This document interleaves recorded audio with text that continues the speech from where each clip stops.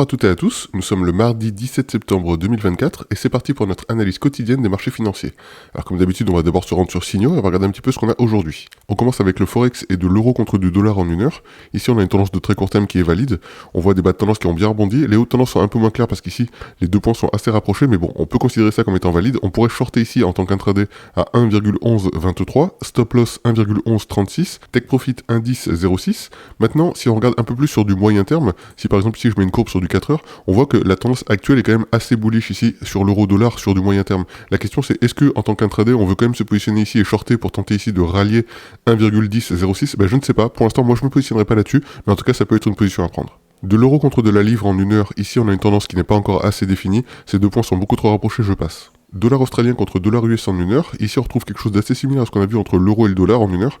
On a une tendance ici avec des points bas qui ont bien rebondi, les points hauts sont un peu moins clairs et un peu rapprochés ici, mais on peut quand même jouer ça ici. Donc 0,6739 à la vente, on va mettre un stop loss 0,6750, take profit 0,6642. De la livre contre du franc suisse en une heure, ici on a une tendance qui n'est pas assez définie, je passe mon chemin. Au niveau des cryptos, on a du Tether en une heure, ici on a une tendance qui si elle a été valide à un moment donné ne l'est plus, puisqu'on voit qu'elle a été cassée par le bas ici. Pour l'instant je ne vais pas me positionner, je vais attendre de voir un peu comment ça évolue dans les heures à venir et voir s'il y a une opportunité vraiment pour rentrer dans le marché. Le Bitcoin Cash en une heure, ici on a une tendance qui est en cours de formation, on voit un bas tendance qui est tout à fait valide, par contre le haut tendance n'est pas forcément super clair pour l'instant, donc je vais pas encore me positionner là-dedans. Côté action, on a du Nike en une heure, on voit une tendance ici qui est en cours de formation, on n'a pas encore atteint de second point réel ici, donc on va passer notre chemin pour le moment. Société Générale en une heure, ici on voit une tendance de très court terme qui est tout à fait valide par contre, ça pourrait se shorter ici mais j'aime pas trop moi passer short dans le cas où on est sur une tendance qui est bullish, donc pour l'instant soit il y a une cassure par le haut et du coup j'attendrai un petit pullback pour passer acheteur, soit on va attendre de redescendre ici autour de 21,93 pour passer acheteur. Orange en une heure, on a encore une fois une tendance qui est en cours de formation,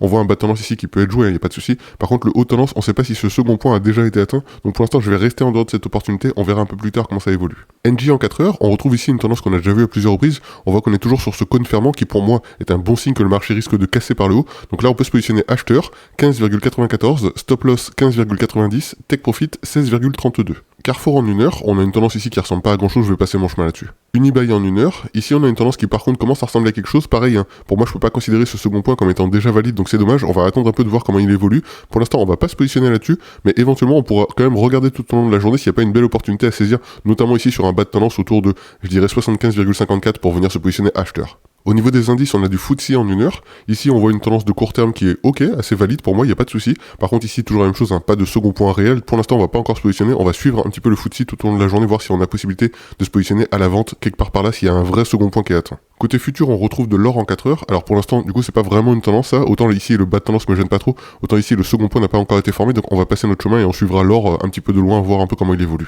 Intéressant, on retrouve du cuivre en un jour. Je sais pas si vous avez suivi un petit peu ce dont on a parlé depuis environ une semaine. Je vous avais dit, dans la mesure où l'or est assez fort, il va avoir tendance à tirer derrière lui les métaux. Et ça n'a pas manqué, évidemment. Le cuivre ici est en train de faire un super bond. Donc je pense qu'il y a même une opportunité éventuellement ici, dans le cas où on fait un léger repli autour de 4,175 pour passer acheteur et tenter de rallier à nouveau des plus hauts. Peut-être à ce niveau-là, mais peut-être même à ce niveau-là directement. Le Brent en une heure, on est sur une tendance ici de court terme qui ressemble à quelque chose. Ça peut se jouer éventuellement ici, on peut passer vendeur à 73,48, stop loss 74,22 ou 74,23 et take profit 66,76. Le maïs en une heure, vous connaissez déjà ma position sur les céréales, je pense que pour l'instant c'est un marché qui est trop volatile. Là ici c'est une tendance que je vais pas du tout suivre, donc je vais passer mon chemin là-dessus. Le blé en une heure, c'est la même chose. Ici d'abord on a une tendance qui ressemble pas à grand chose et en plus de ça, de toute façon le marché des céréales encore une fois est super volatile, il réagit de façon super inattendue, donc pour l'instant je vais rester en dehors de cette tendance. Et justement, côté tendance, on enchaîne avec le Forex et notamment de l'euro contre du dollar en 4 heures. Là, on voit une tendance de moyen terme qui est tout à fait valide, il n'y a pas de souci. C'est juste qu'on n'a pas encore de point d'entrée ici, donc on passe. Dollar US contre franc suisse en 4 heures. Là encore, on a une tendance de moyen terme qui est tout à fait valide. Pas de point d'entrée pour l'instant, on passe. Euro contre franc suisse en un jour. On a déjà vu cette tendance encore une fois à plusieurs reprises. Pas de point d'entrée, on passe. Côté crypto, on a du Bitcoin en une heure. Ici, on voit une tendance qui ressemble pas à grand chose et que je dirais qui est en cours de formation. Donc pour l'instant, je vais pas en tenir compte, mais je vais quand même suivre un peu l'évolution de Bitcoin tout au long de la journée. Ethereum en un jour, on a une tendance ici qui pourrait être considérée comme étant valide, mais vous connaissez ma position. Dans la mesure où on n'a pas pris vraiment les plus hauts ici, les plus hauts points pour former une tendance, je vais considérer que cette tendance n'est pas valide.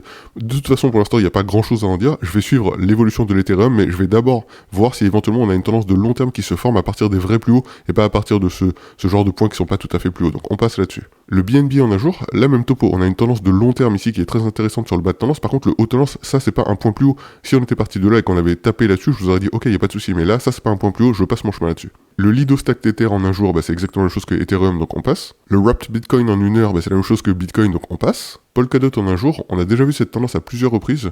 On voit ici un repli assez marqué quand même de plus en plus pour aller chercher le bas de tendance. Donc je pense qu'on va se diriger vers le bas de tendance autour de 3,873. On avisera ensuite, voir si éventuellement il va être capable de rebondir ou s'il va carrément casser et aller chercher beaucoup plus bas. Affaire à suivre, donc les cryptos sont pas fortes en ce moment. Et enfin Uniswap en une heure, ici on a une tendance qui ressemble à rien, on passe. Côté action, on retrouve du Intel en une heure. Ici, on a une tendance qui est en cours de formation. Les points bas ici seraient assez intéressants. Par contre, ici, j'ai pas encore de second point haut. Je vais passer mon chemin là-dessus. Super Microcomputer en une heure. Ici, on a quelque chose d'intéressant. On voit une tendance qui est en cours de formation, certes, mais on voit que des points, si on les prolongeait, pourraient être considérés comme formant une tendance. Donc, en réalité, moi, je vais pas me positionner ici tout de suite, mais éventuellement, il y aura peut-être quelque chose à aller jouer pour aller shorter autour de 449,1, notamment pour les intradés. Je pense que c'est un peu tôt, mais affaire à suivre en tout cas. L'Oréal en 4 heures, ici on voit une tendance de moyen terme qui est en cours de formation. On peut pas considérer ce second point comme étant vraiment assez valide. En plus du coup on a un cône ouvrant ici. Je vais garder à l'œil du coup L'Oréal, mais pour l'instant je vais pas me positionner là-dessus. Sodexo en une heure, ici on a une tendance de court terme qui est tout à fait valide. Plusieurs rebonds sur le bas, plusieurs rebonds sur le haut. Ça peut être intéressant de se positionner short ici, 79,17, notamment pour les intradés.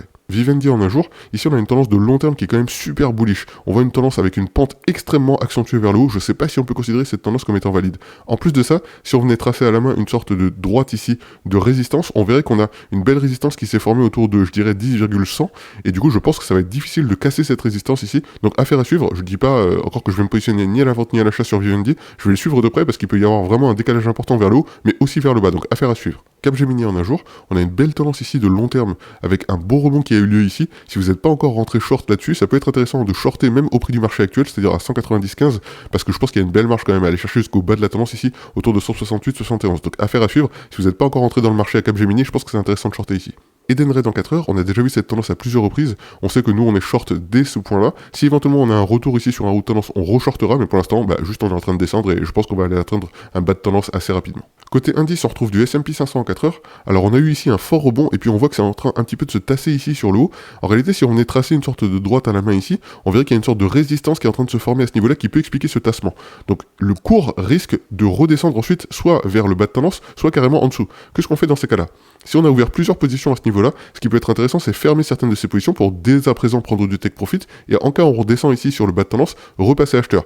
Autre stratégie, on peut tout simplement ne pas fermer de position et tenter tout simplement de rallier le haut de tendance et espérer que du coup la stratégie sur le long terme va être valide. Pour l'instant, j'ai pas vraiment d'avis, il faudra voir un peu ce que ça dit au niveau du S&P 500, mais éventuellement ça peut être intéressant ici de prendre un petit take profit sur certaines des positions, de garder le reste des positions pour aller tenter d'accéder directement au haut de la tendance ou éventuellement repasser acheteur ici au niveau du bas de la tendance. Le Nikkei en un jour, ça ressemble à rien, on passe. Côté futur, on retrouve du pétrole brut en un jour. Là, on voit une chose intéressante. Il y a eu un gros rebond ici sur le bas de la tendance et on est en train à nouveau de marquer un gros rebond juste au-dessus de 70. Donc pour moi, ça veut dire qu'il y a quand même un signe que manifestement le WTI est fort et qu'il risque d'aller chercher probablement un haut de tendance dans les semaines à venir. Donc affaire à suivre. Je ne vais pas me positionner à la vente ni à l'achat pour l'instant. Je vais suivre éventuellement le cours du WTI et on verra si éventuellement il y a une possibilité de passer vendeur lorsqu'on sera sur un haut de tendance ici. En une heure, on voit quand même quelque chose qui vient contredire ce que j'ai dit sur du 1 jour, mais on est quand même sur le haut de la tendance ici. Donc ça peut se shorter, mais ça peut aussi tout à fait casser par le haut. Donc pour ma part, je resterai en dehors de toute prise de position par rapport à ça. Et enfin, de l'avoine en une heure. Bon, vous connaissez déjà ma position sur les céréales, donc je vais rester en dehors.